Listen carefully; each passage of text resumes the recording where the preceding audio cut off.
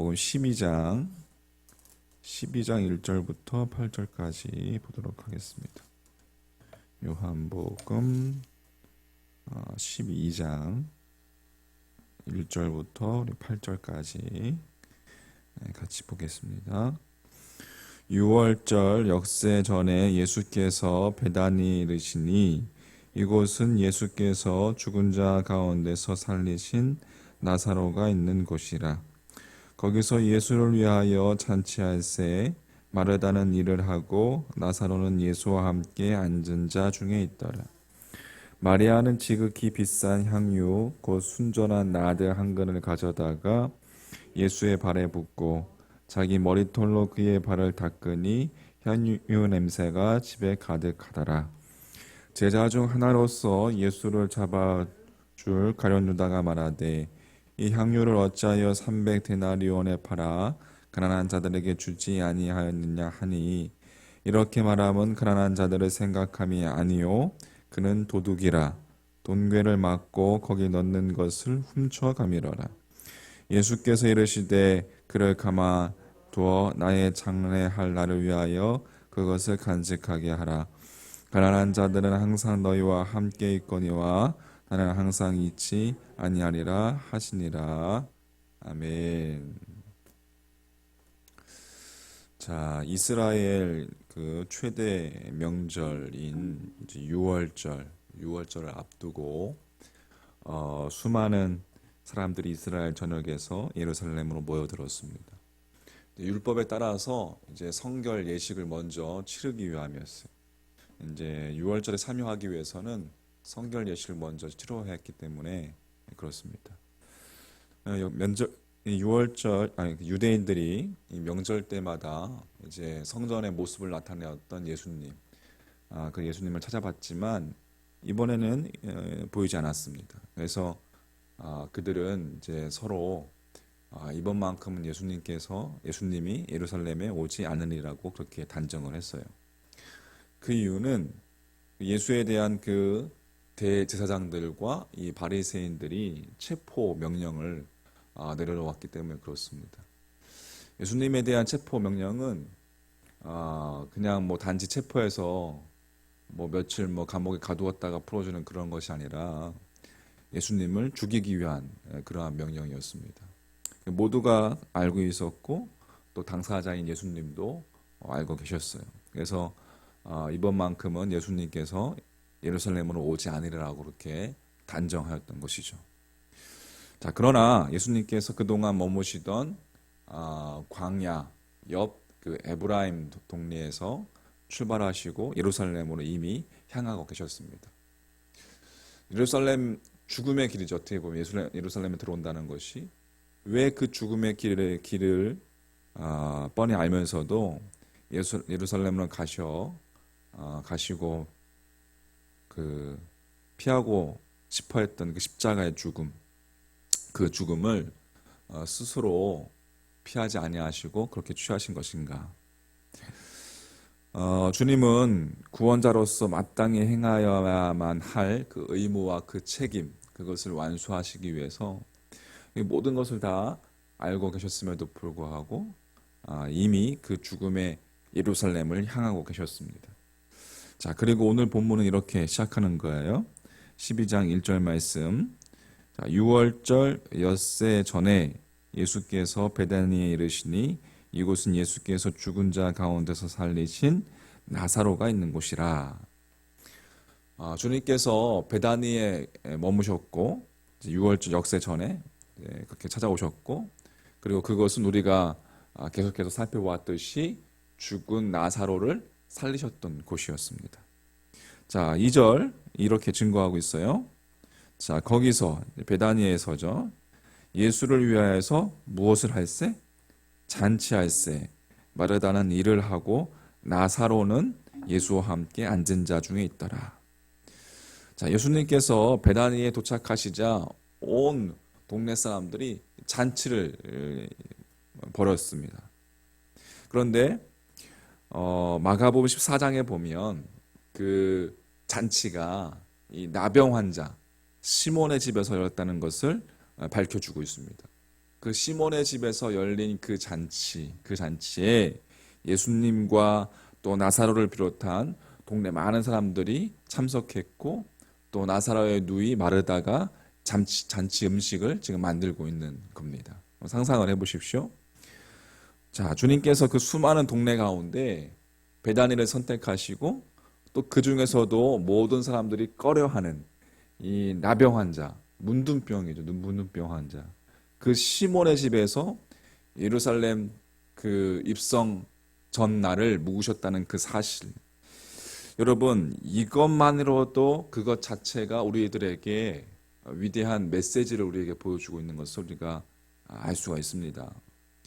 유대인들이 이번 6월절만큼은 올 리가 없으리라고 생각했던, 확신하고 있었던 그 죽음의 예루살렘, 그곳으로 주님께서 입성하시는 것은 베다니의 그 죽은 그 나사로를 살리셨듯이 정말 이 땅의 모든 인간들을 죽음과 그 무덤으로부터 풀어놓으시고 영원히 살리시고, 또 비록 이 문둥병자처럼 정말 썩어 문드러지는 인생 같은 우리들의 모습임에도 불구하고 그 우리의 모습들을 깨끗하게 회복시켜 주시기 위함이었다라는 사실이죠.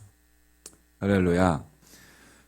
자, 이처럼 우리를 찾아주신, 당시 죽은 나사로를 살리신 그 베다니 동네에 찾아오시고, 또 시몬의 집, 문둥병 시몬의 집에 찾아오셨던 그 모습, 주님의 그 모습, 오늘날 우리들의 모습 가운데 적용을 시킨다면 우리를 찾아오시는 그 주님, 여러분, 그 주님께 우리가 어떠한 삶으로 우리가 응답해야 하는가, 어떠한 삶으로 반응해야 하는가, 한번 질문을 던져봤으면 좋겠습니다. 여러분 자신에게 한번 질문을 던져보십시오. 우리에게 찾아오시는 그 주님께 오늘날 내가 어떻게 반응해야 하는가. 자, 3절 말씀 이어집니다. 마리아는 지극히 비싼 향유, 곧 순전한 나드 한 근을 가져다가 예수의 발에 붓고 자기 머리털로 그의 발을 닦으니 향유 냄새가 집에 가득하더라. 자, 나사로의 동생 마리아, 이 비싼 향유를 무려 한 근이라는 것은, 나드 한 근이라는 것은 당시에 1년치 노동자의 임금이라고 생각하시면 됩니다. 정말 비싼 거죠. 그 비싼 향유를 가져다가 주님의 발에 부은 거예요. 그리고 그것도 모자라서 자기의 머리카락으로 주님의 발을 씻어 드렸습니다. 여러분 상상해 보세요. 정말 그 귀한 나드 한 근을 주님의 발에 다 부으면서 자신의 머리카락으로 이렇게 그 당시 이제 문화겠죠. 그렇게 예수님의 발을 이렇게 닦는, 상상해 보십시오. 그리고 그때 그 냄새가, 그 향기가 그 집안에 가득했다는 것을 성경은 우리에게 밝혀주고 있습니다. 여러분, 근데 신기하게도 2000여 년이 지난 오늘날 우리는 그 아름다운 향기를 맡을 수가 있습니다.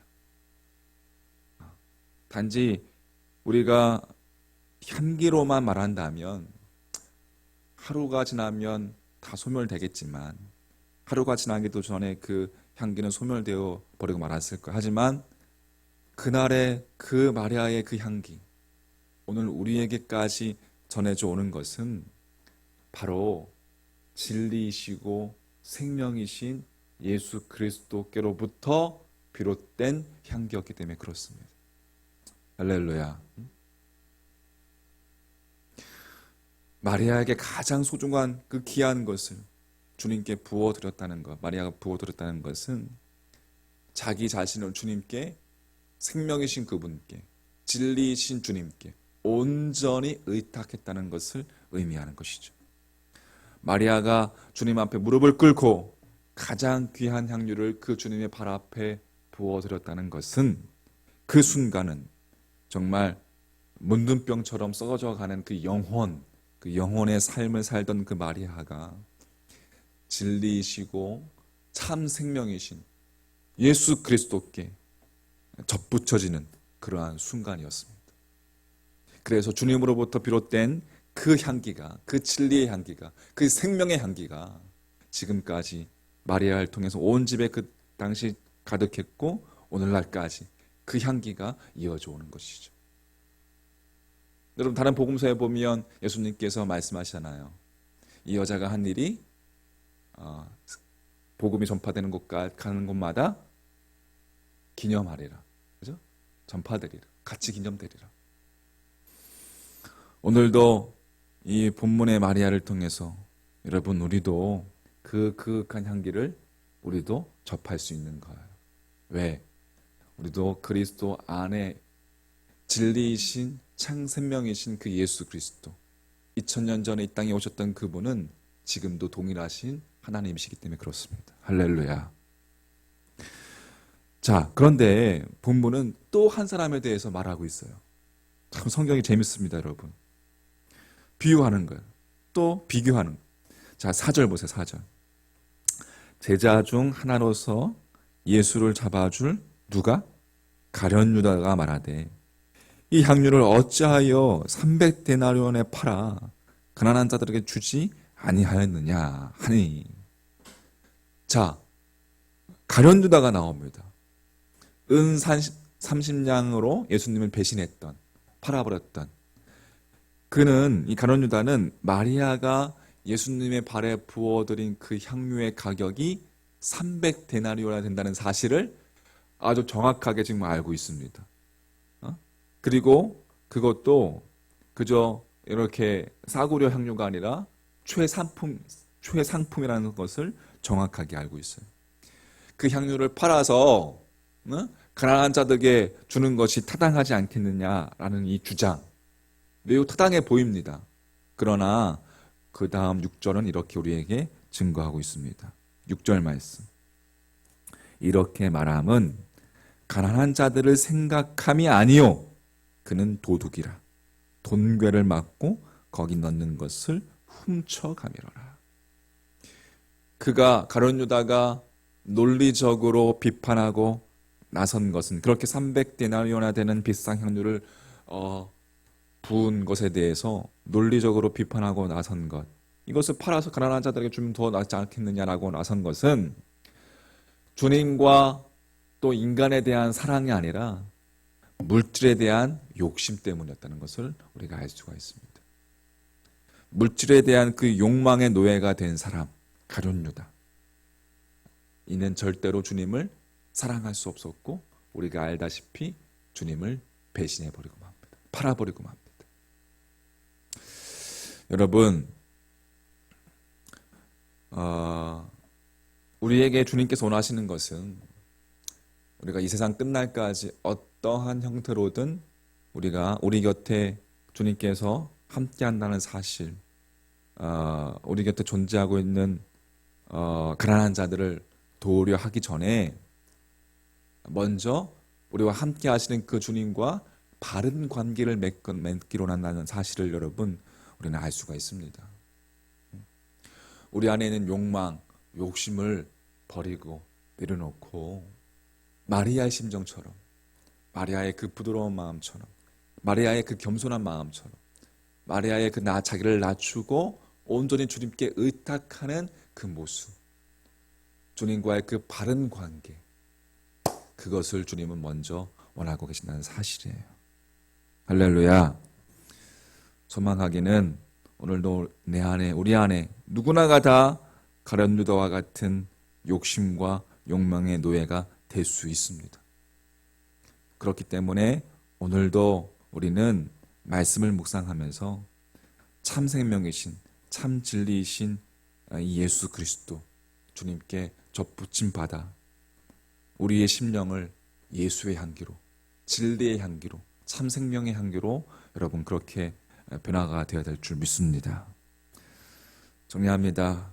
자신의 생명을 모두 다 낭비하신 예수 그리스도, 주님께서 우리를 향해서 십자가에서 모든 것을 다 내어주신 그 예수 그리스도와 바른 관계를 맺을 때에만 주님의 사랑과 주님의 능력을 힘입어서 우리도 역시 다른 이들을 사랑할 수 있고 다른 이들을 섬길 수 있다는 거예요. 여러분, 내 힘으로는 불가능합니다. 여러분, 사랑할 수 이타적인 삶, 그죠? 그리스도인은 이타적인 삶을 살아가야 되잖아. 하나님을 사랑하고 예수 사랑해야 된다는 사실. 하나님 사랑하고 예수 사랑하는 것 내 힘으로 가능할까요? 아니요, 불가능합니다. 여러분, 우리는 주님이 주시는 힘으로 주님이 주시는 그 사랑 안에서 가능한 거예요. 인간적인 사랑으로는 여러분 불가능합니다. 우리는 사랑할 수 없어요. 하지만 주님께서 보여주신 십자가에서 보여주신 그 진리의 향기로, 그 참 생명의 향기로 나아갈 때만이 진정 우리가 섬길 수 있고 이타적인 삶을 살 수 있고 사랑할 수 있다는 사실. 그러므로 먼저 우리가 하나님과 주님과의 바른 관계가 맺어지는 것이 중요한 거예요. 여러분, 진리와 생명의 향기를 바라는 마리아이십니까? 아니면 악취를 풍기는 가룟 유다이십니까? 여러분, 소망하기는 마리아처럼 나의 인생을 주님의 발 앞에 다 부어드리는 삶이 되셔서 여러분의 삶을 통해서 여러분 각자의 삶의 그 영역 속에서 참 진리의 향기, 참 생명의 향기를 오늘도 흘려보내는 그러한 복된 하루가 되시기를 주의 이름으로 간절히 축원합니다. 아멘. 기도하겠습니다.